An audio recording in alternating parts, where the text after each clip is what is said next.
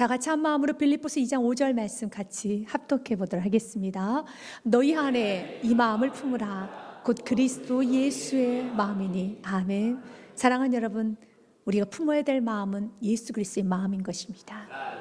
인생을 살다 보면은 어떤 마음과 어떤 생각을 갖고 있냐에 따라서 그 인생의 색깔이 다르게 결정이 됩니다. 그래서 잠언 말씀에 보면 4장 23절 말씀에 생명처럼 귀하게 여겨야 되는 것이 마음이라고 되어 있습니다. 마음이 갈라져서는 안 되는 것입니다. 생각이 갈라져서는 안 되는 것입니다. 모든 지킬 만한 것 중에 더욱 내 마음을 지키라. 생명의 근원이 이에서 남이니라. 마음을 지켜갈 수 있어야 되는 것입니다. 생각을 한다고 아직 죄를 범한 건 아니죠. 자그만 갈라진 마음이 아직 선을 넘은 건 아니죠. 그러나 그 갈라진 마음을 여러분 또한 잡다한 생각들을 빠르게 정리하지 아니하면 그 마음과 생각이 여러분의 의지와 상관없이 여러분의 행동을, 여러분의 인생을 끌고 갈 수밖에 없다는 것을 기억하고 갈라진 마음을 주님 앞에 다시 한번 겸손으로 엎드려줘야 되는 것입니다. 여러분 복잡한 생각과 하나님께서 기뻐하지 않는 생각은 과감하게 버릴 수 있어야 되는 것입니다. 작은 여호와 같은 생각과 마음들을 품고 살면 안 되는 것입니다. 우리 예수님께서 우리에게 말합니다. 너희들이 세상적인 생각을 품고 또한 세상적인 마음을 가지고 교만과 욕심과 이기심과 예수의 마음이 아닌 다른 마음을 품고 살기를 우리 주님 원하지 않습니다. 특별히 우리 주님께서는 우리들에게 어려운 인생 가운데 살아가면서 인생의 무거운 짐을 다 주님께 맡기고 우리는 예수의 마음을 품고 나아가기 원합니다. 그래서 마태복음 11장 28절 말씀에 보면 예수님 우리 인생들에게 이렇게 말씀합니다. 인생에 무거운 짐들이 있느냐? 수고하고 무거운 짐자들아 다 내게로 예수님께로 오라. 내가 너희를 쉬게 하리라. 아멘. 여러분 가녀린 어깨에 여러분 인생의 짐을 지고 가는 게 아닙니다. 주님께 드리셔야 되는 겁니다. 주님께 드리고 우리가 품어야 될 것은 예수의 마음을 품으셔야 되는 겁니다. 문제를 품고 있어서는 안 되고 여러분 걱정거리를 품고 있어서는 안 되고 문제와 걱정거리를 주님께 드리고 우리는 예수의 마음을 품어야 됩니다. 그러면 예수의 마음이 어떤 마음입니까? 성경 29절 말씀에 보면 같이 읽습니다. 나는 마음이 온유하고 겸손하니 나의 멍에를 메고 내게 배우라. 그리하면 너희 마음의 쉼을 얻으리니. 아멘. 인생의 쉼을 얻기 원한다면, 안식을 얻기 원한다면 여러분들은 수고하고 무거운 짐 주님께 맡겨야 되고 우리는 예수의 마음을 품되 우리 예수의 마음은 온유한 마음이십니다. 우리 예수의 마음은 겸손한 마음이십니다. 그 온유와 겸손을 품고 온유와 겸손한 마음이 어떤 마음인지 배우셔야 돼요. 오늘 본문 말씀 빌립보서 2장의 말씀을 통해서 배우셔야 되는 것입니다. 예수님께서 어떻게 온유하셨는지 예수님께서는 어떻게 겸손을 보이셨는지 우리도 배워야 되겠습니다. 그럴 때 우리가 배울 때 성경은 말합니다. 너희 마음에 쉼을 얻으리니. 여러분의 인생에 지금 쉼이 없고 불안하고 뭔가 복잡하고 그리고 마음이 여러분 뒤숭숭한다고 하죠. 마음이 혼란해지고 있다라면 지금 여러분들 배워야 될 것은 예수님의 온유를 배우셔야 되고 예수님의 겸손을 배우셔야 되는 것입니다. 여기서 온유라는 것은 헬라어로 보면 프라우스라고 되어 있습니다. 거만을 의미하는 셀로카르디아와 대립되는 말로서 참된 겸허를 말합니다. 자, 한마디로 말하면 오사드 챔버스가 또 이것을 이렇게 말합니다.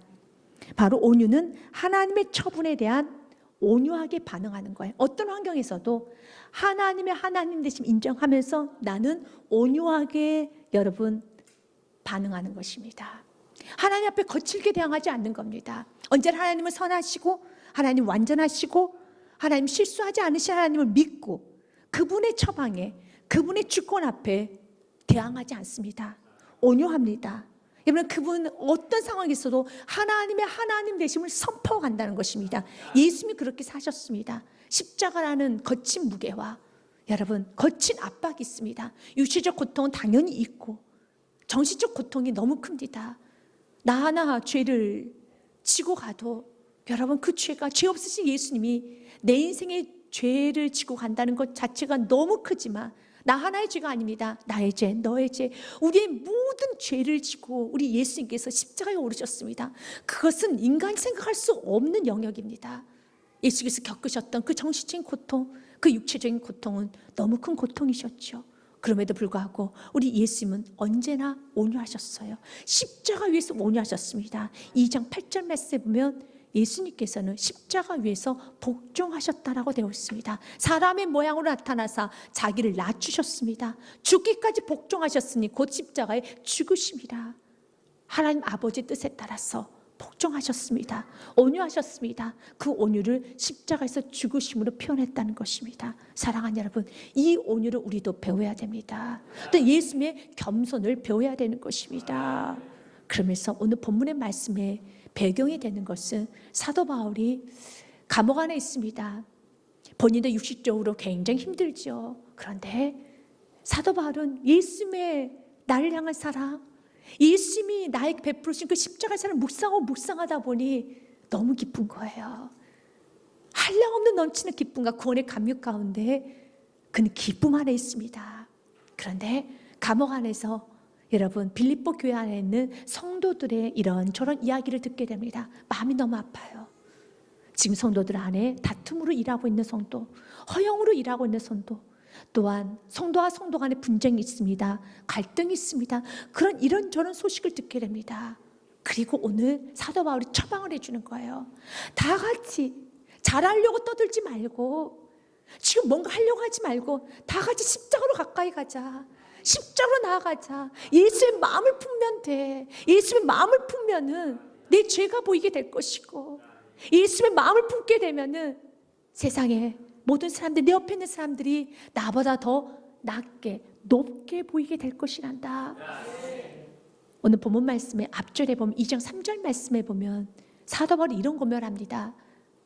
2장 3절 말씀에 아무 일에든지 다툼이나 허영으로 하지 말고 오직 겸손한 마음으로 각각 자기보다 남을 더 낮게 높이 여기라는 거예요.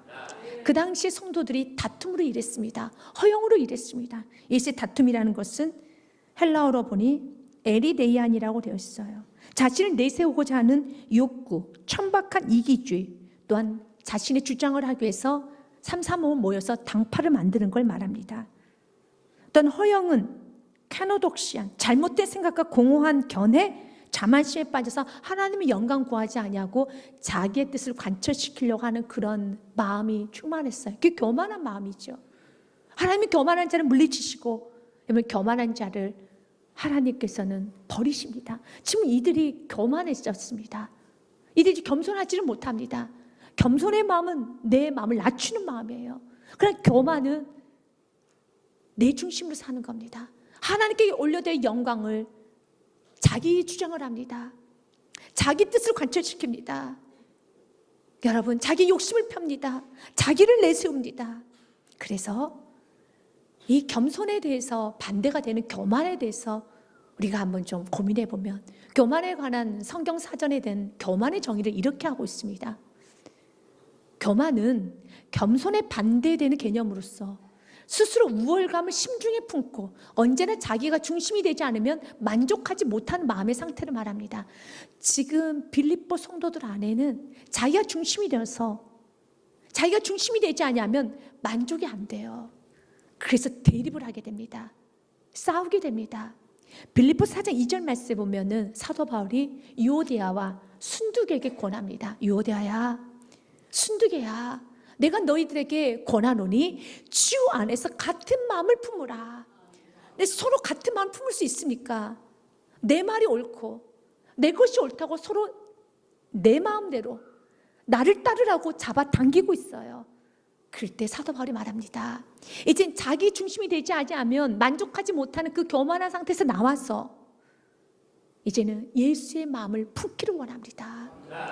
여러분들 가정 안에 다툼과 또 여러분 인생까지 다툼이 없어지기 원한다면, 또 하나님과 다투지 않는 겸손한 삶을 살고 원한다면, 여러분의 중심대로 되지 아니하면 만족되지 못하는 그 마음을 오늘 십자가에 못 박으십시오. 과거는 우리가 그렇게 살았죠. 내 중심대로 살았어요. 내 감정대로 살았습니다. 내가 결정했습니다. 그러나 이제 예수를 만나고 난 다음에는 예수님을 나의 주인 삼았고 예수님 나의 구원자를 영접했기 때문에 주인이 바뀌었어요. 그래서 이제 내가 중심이 되지 않으면 못 견디는 그런 사람이 되는 것이 아니라 이제 날마다 예수님이 중심이 되지 않고서는 못 견디는 그런 겸손한 사람을 바뀌어줘야 돼요. 이제 우리도 예수님 만나지 아니했느냐? 각자 자기가 중심이 되고자, 자기 생각을 관찰하고자, 그것이 되지 아니하면 힘들어하는 그런 모습을 이제 과감하게 벗어버리고, 우리 모두 다 같이 한 마음을 품자, 같은 마음을 품자. 같은 마음을 품을 수 있는 건 오직 한 가지예요. 다 같이 예수님의 마음을 품어야 되는 겁니다. 그래서 오늘 5절 말씀에 너희들 이 마음을 품어라, 곧 예수 그리스도의 마음이니, 예수 그리스도의 마음을 품을 때 여러분, 우리의 삶에 다툼이 사라져요. 우리의 삶에 불안이 사라져요. 그 가장 아름다운 인생, 겸손의 꽃이 핀다는 것입니다. 예수님은 겸손하셨습니다. 예수님 참 겸손하셨어요. 그 겸손은 예수님은 순종으로 보여주셨고 사랑으로 보여주셨습니다. 빌립보서 2장 말씀에 보면 예수님의 겸손하신 모습, 예수님의 희생적인 사랑의 모습이 하나하나 기록이 되어 있습니다. 2장 5절 말씀에, 2장 6절 말씀에 그는 근본 하나님의 본체시나 하나님과 동등됨을 취할 것을 여기지 아니하시고 라고 되어 있습니다. 그리고 예수님의 사랑, 나를 향한 사랑, 또 예수님의 그 희생적인 그 사랑을 알기 위해서는 예수님이 무엇을 버렸는지, 예수님이 어떤 것을 희생하셨는지를 깊고 넓게 알아야 되는 것입니다. 지옥의 끔찍함을 알기 위해서는 천국을 알아야지만 지옥의 끔찍함을 알게 될 것이고, 또한 천국의 위대함을 알아야지만 지옥에 가지 말아야 될 것도 알아야 된다는 걸 우리 느껴요. 하나님이 얼마나 크신 분이고 무엇을 버리고 왔는지 우리가 정확히 알아야지만 우리가 하나님 나를 향한 사랑이 이렇게 크셨구나라는 걸 깨닫게 되는 겁니다. 그렇기 때문에 예수님이 어떤 분이신 줄 알아야 됩니다. 성경은 예수님에 대해서 그는 근본, 예수 근본이라는 것은 히파루콘, 존재하다, 머물다라는 뜻을 갖고 있어요. 예수님 머무셨습니다. 어디에? 하나님의 본체, 본체라는 것은 모르페라고 되어 있어요. 모르페라는 것은 본질, 변하지 않는 성질을 말합니다. 하나님의 본질 안에 예수님은 머무시는 분이에요. 다시 말해서 그분은 하나님이시라는 거죠. 본질이 변하지 않았다는 거예요. 이 모르페의 본체는 영원히 변하지 않는 성질이에요. 본질입니다. 그분은 하나님 본질 안에 머무시는 분이에요. 인간에 머물러 오신 건 사실입니다. 우리가 보기에 나와 똑같이 생겼고, 나와 똑같이 육신적 고통을 당하시고, 나와 똑같은 모습이지만, 그러나 정확히 알아야 되는 것은 그분은 변하지 않는 하나님의 본질을 갖고 계시는 참 하나님이시라는 거예요. 근데 그 참 하나님께서 오직 우리 인간을 위하여서, 우리를 구원하시기 위하여서 하나님은 하나님의 동등함을 취할 것을 여기지 아니하시고 자기를 비워버렸어요. 모든 걸 다 포기하셨습니다. 하늘 보좌를 포기하셨습니다. 온 우주 만물을 창조해 주신 그 권세를 포기하셨습니다. 그 권위를 포기하셨습니다. 그분은 참 하나님이시지만요, 우리 인간을 사랑하시기 위해서, 우리를 구원하시기 위해서. 사도 바울은 지금 감옥 안에 있어요. 그리고 사도 바울은 그 사랑을 깊고 넓게 깨닫게 돼요. 나 같은 죄인을 위하여서, 나같이 벌레만도 못한 죄인을 위해서 하나님께서는 그 하나님의 모든 것을 다 버리시고 오히려 자기를 비워 종의 형체를 가지사 사람들과 같이 되셨다라는 겁니다. 다 포기하셨습니다. 다 버리셨습니다. 그리고 종의 형체를 가지셨어요. 그래서 형체라는 것은 우리가 6절 말씀에 있는 본체하고 동일한 헬라어로 쓰고 있어요. 모르페라고 되어 있어요. 모르페라는 건 변하지 않는 성질, 또한 본질이라고 그랬죠.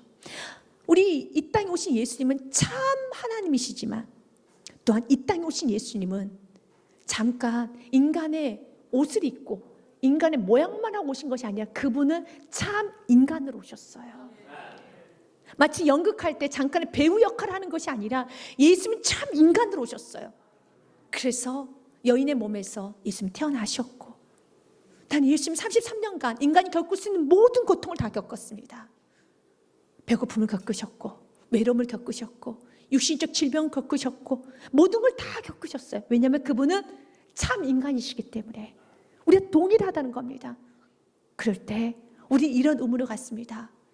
우리 예수님께서는 우리를 구원하시는 방법이 인간의 가장 미천하고 가장 더러운 몸인 그 인간의, 그리고 인간과 똑같이 경험해야 될 이유가 있는가라는 그런 질문을 합니다. 우리 예수님 우리를 너무 사랑하셨어. 인간과 똑같이 경험하셨어요. 그분은 참 하나님이시지만 참 인간으로 오셨어요. 이 말씀에 대해서 히브리서 2장 말씀에 보면 이렇게 말을 합니다. 2장 말씀, 히브리서 2장 14절 말씀에 자녀들은 혈과 육에 속하였음에 그도 또한, 그라는 걸 예수님 말합니다. 예수님 또한도 그분도 같은 모양으로 참 인간으로, 인간과 동일한 본질을 가지고 동일하게 누군가 때리면 아파요. 멍이 들어요. 누군가 찌르면 피가 나요. 누군가 내게 상처 주는 말을 하면 너무 아파요. 여러분, 매서운 치가 오면 몸이 떨려요. 동일한 인간의 몸으로 오셨어요. 그도 또한 같은 모양으로 혈과 육을 함께 지니심은 죽음을 통하여 죽음의 세력을 잡은 자 곧 마귀를 멸하시며라고 그랬습니다. 인간이 해결하지 못하는 문제가 죽음의 문제죠. 우리 예수님께서는 인간과 동일하게 오셔서 인간이 겪을 수 있는 모든 걸 다 겪고 모든 걸 다 겪으신 것으로 끝나신 것이 아니라 다 정복해 버리셨습니다. 질병을 정복하셨고, 미움을 정복하셨고, 외로움을 정복하셨고, 가난을 정복하셨고, 또한 여러분 모든 시기와 비난과 모든 걸 다 정복하셔서 예수님 어떤 환경에도 휘둘리지 않았습니다. 그분 참 인간이시면 보여주셨습니다. 그리고 마지막에 무엇까지도 정복하셨습니까? 죽음까지도 정복하셨어요. 그래서 예수님께서 인간이 겪을 수 있는, 우리 인간은 죽음을 겪어야 돼요. 근데 예수님 인간을 몸으로 오셔서 예수님 오늘 말씀처럼 죽음을 통하여서 죽음을 직접 경험하시고 죽음을 체험하셨습니다. 죽으셨습니다. 죽으셔서 죽음의 세력을 잡아버리는 곧 마귀를 멸하셨습니다. 그리고 15절 말씀에 또 죽기를 무수함으로 한평생 매어 종노릇하는 모든 자들, 저와 여러분을 말합니다. 저와 여러분을 놓아주려 하심이니. 아멘. 인간이 죽는 건 당연한 것입니다. 죄가 있기 때문에. 그러나 죄 없으신 예수님께서 인간이 당연히 겪어야 되는 그 고통, 그 죽음을 죽으심으로써 죽음을 완전히 집어삼키셨습니다.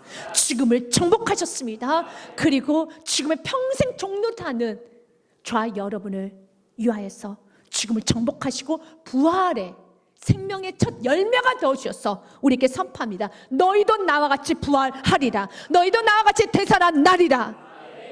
그러면서 16절 말씀에 너무 귀한 말씀이 있지요. 같이 읽습니다. 시작. 이는 확실히 천사들을 붙들어 주심이 아니요 오직 아브라함의 자손을 붙들어 주려 하심이니라. 아멘.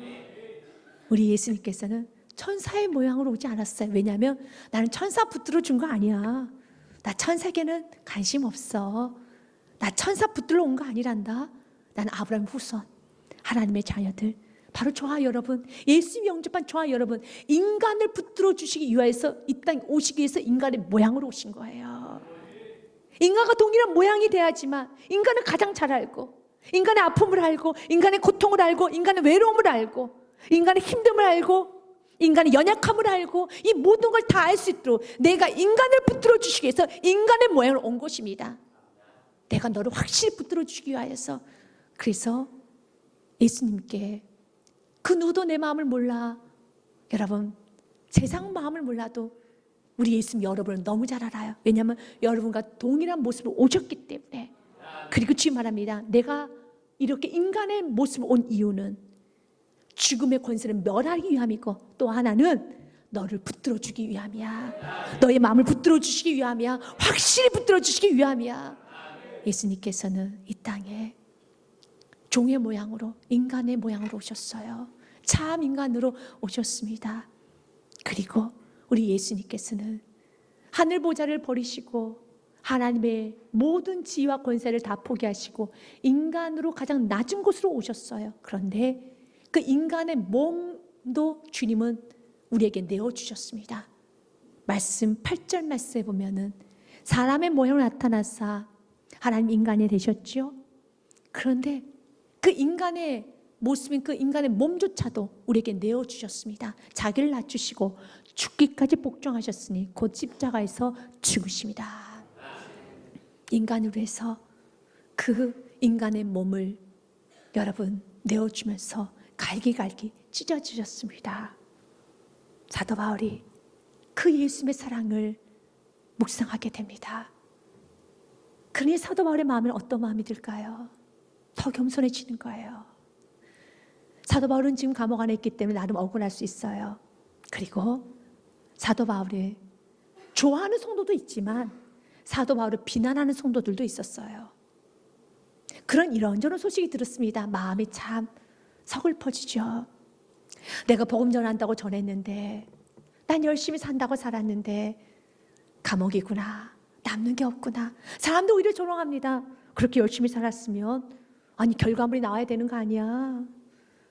아니 오히려 더 이렇게 더 크게 돼야 되는 거 아니야? 많은 사람도 비아냥거리기도 하고. 그런데 그런 상황에 마음이 흐트러지고 서글플 수 없는 이유는 십자가로 더 가까이 가다 보니 내게 베풀어 주신 은혜가 너무 큰 거예요. 그리고 오히려 사도 바울이 이런 고백을 합니다. 나는 성도들의 믿음의 성장을 위해서 내 남은 생을 바치겠다라는 말을 합니다. 2장 17절과 18절 말씀에 보면 그가 자신의 몸을 전제로 드리겠다고 합니다. 만일 너희의 믿음의 재물과 섬김 위에 너희의 믿음이 성장하고 너희의 섬김 위에 내가 나를 전제로 드릴지라도 나는 기뻐하고 너희 무리 함께 기뻐하리니. 전제는 마지막 제사를 올려드릴 때 포도주를 붓는 것입니다. 포도주를 보면 다 태워지는 완전한 희생의 제사를 전제라고 합니다. 자신의 생명까지 내어주면서 자신의 성도들의 믿음 성장과 섬김을 해서 자신의 삶을 다 드리겠다는 것입니다.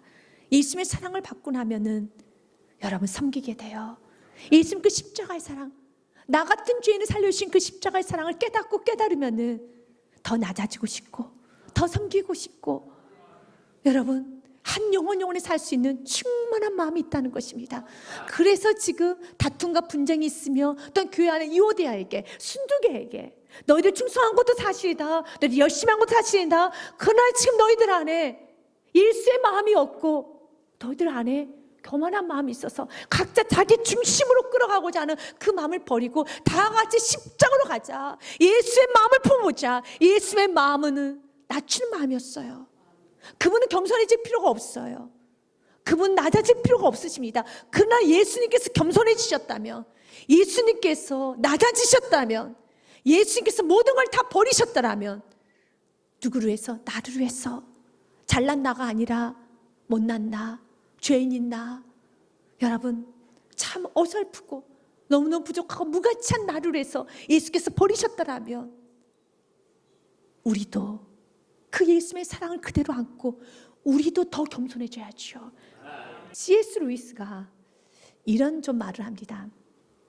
자기가 생각하기에 자신이 좀 선하다고 생각한다면 그거는 교만된 마음입니다 라는 말을 합니다.